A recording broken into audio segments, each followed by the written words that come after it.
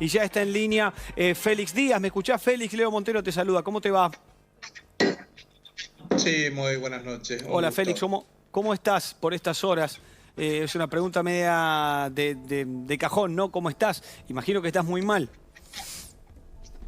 Sí, la verdad que estamos pasando por una situación muy difícil en la historia de nuestro país, de poder sufrir de nuevo esta discriminación racial que se ha demostrado en estos últimos tiempos, producto de esta cuarentena, el aislamiento que ha sido enfocado directamente a los pueblos indígenas. El control policial es muy fuerte, discriminatoria y también con mucha violencia.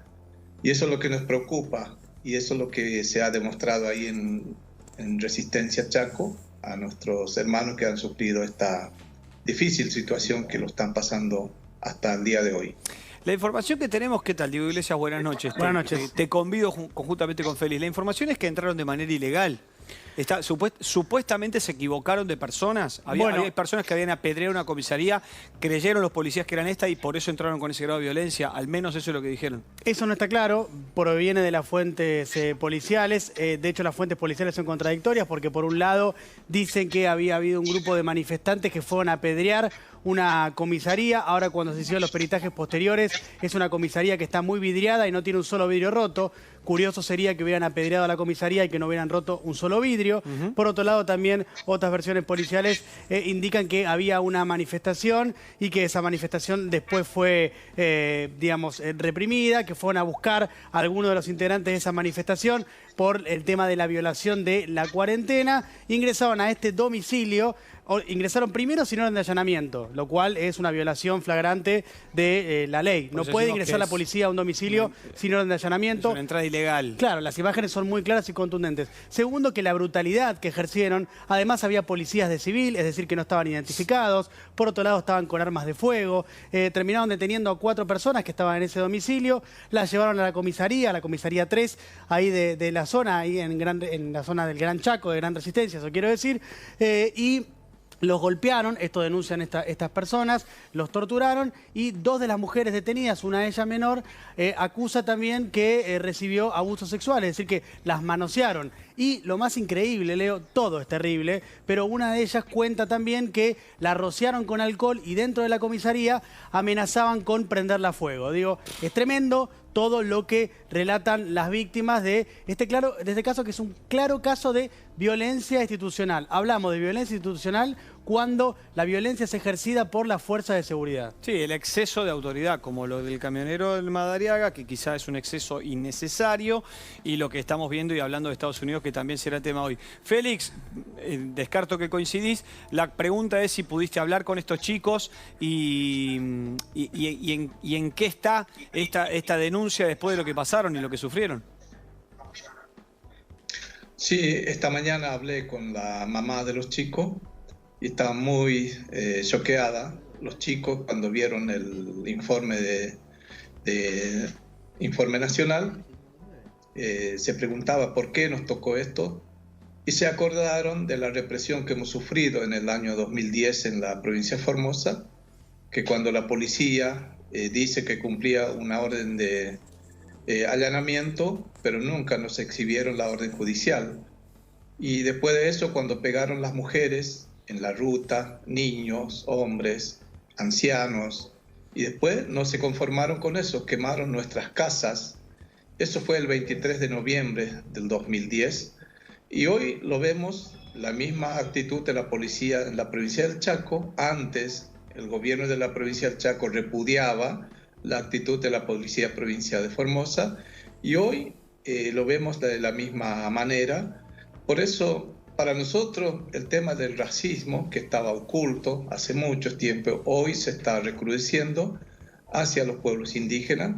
Los policías parece que se formaron para poder humillar, perseguir a los indígenas en cualquier parte de la provincia de Salta, Chaco, Formosa, que son provincias muy pobladas por las comunidades indígenas.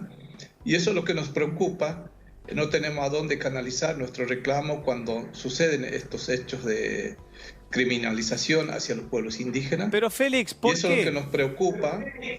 ¿Por qué? ¿De dónde Porque viene yo creo tanta que- violencia y tanto discriminación? ¿Qué es lo que sentís que les molesta? ¿Alguna vez escuchaste a otros hablar de ustedes mismos, decir, no los queremos por esto? O sea, ¿por qué? ¿Por qué ese grado de discriminación y de violencia hacia la comunidad que son divinos y no tienen ningún problema? No logro entenderlo, no logro entender ningún grado de discriminación, ni acá, ni en Chaco, ni en Madariaga, ni en Estados Unidos, pero te pregunto si vos te preguntás por qué.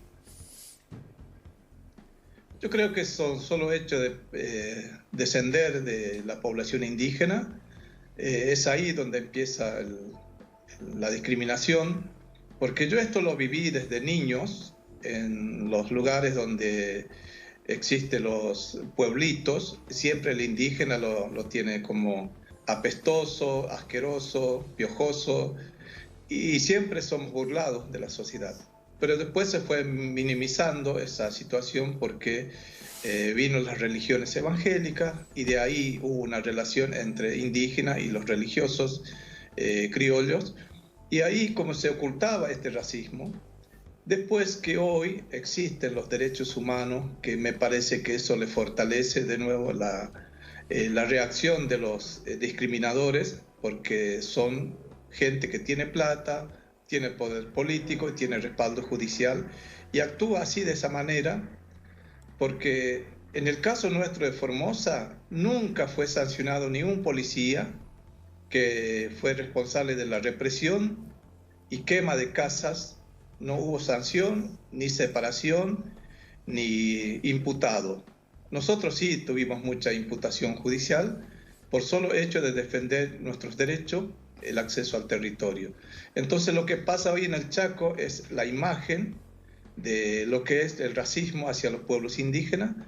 ¿Por qué? Porque los blancos no soportan que un indígena vive al lado de un blanco en una ciudad. ¿Por qué lo ven como una bestia? No le considera como un ser humano.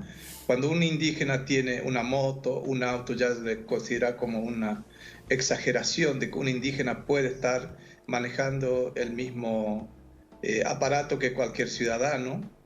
Por eso, para nosotros, Argentina tiene esta deuda social con nosotros como pueblos indígenas, y debería trabajar el Estado a través de la legislación que empieza a buscar la manera de cómo proteger a los pueblos indígenas, porque nosotros no tenemos un lugar donde acudir cuando existan estas dificultades.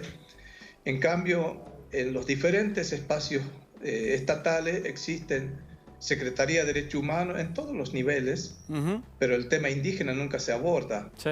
Por eso la preocupación nuestra, que el Estado tiene que sentar a dialogar con nosotros para poder terminar esta situación de persecución hacia los pueblos indígenas, porque hasta ahora los pueblos indígenas se están muriendo en el interior del país por otras enfermedades, que no es el COVID-19, sino a través de la tuberculosis, la neumonía, la diabetes, el mal de Chagas, la desnutrición, El dengue. y a eso no se dan cuenta. Entonces esas son las realidades que vivimos los pueblos indígenas. Por eso el Estado tiene que tener que madurar la política para que incluya la temática indígena como agenda de Estado, no solamente para brindarle asistencia de mercadería, ya que el presidente de la Nación en su discurso cuando abrió la apertura legislativa del año mencionó: los pueblos indígenas son sujetos de derecho.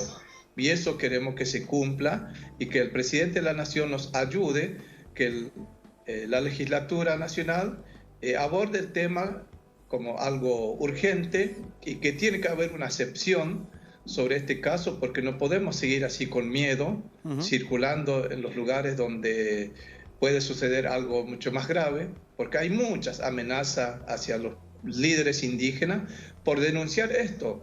El caso de este tema que estamos tocando, esta mañana hablé con uno de los referentes, decía que estaba muy amenazado y está pidiendo un habeas corpus para que lo protejan, porque permanentemente lo están persiguiendo a través de la policía, lo controlan, a dónde va, con quién habla, y eso es preocupante para nosotros, porque no podemos estar así con miedo por denunciar algo que no que no es justo para nosotros. Por supuesto que no es justo. Félix, te agradezco muchísimo la comunicación y vamos a cerrar con lo que escribió en su Twitter el presidente de la Argentina, Alberto Fernández, hoy mismo, que dice: las imágenes, lo leo desde acá, las imágenes de violencia institucional que hemos visto en las últimas horas en el Chaco son inaceptables. Celebro que el Ejecutivo Provincial haya apartado a los efectivos. Esto lo ordenó Capitanich, ¿no? Sí, pero debemos trabajar más profundamente en una problemática que es una deuda de la democracia. Félix, te mando un abrazo grande, muchísimas gracias por haber estado en el programa y por tus conceptos. Un abrazo. Muchísimas gracias por el espacio y saludo a los televidentes. Muchas gracias. Un beso enorme y estamos con ustedes en la lucha de la discriminación, que es terrible, que no tiene por qué, que no tiene sentido, que es ridículo y demás. Queremos cerrar con lo del presidente, que él lo estaba mencionando de la ayuda.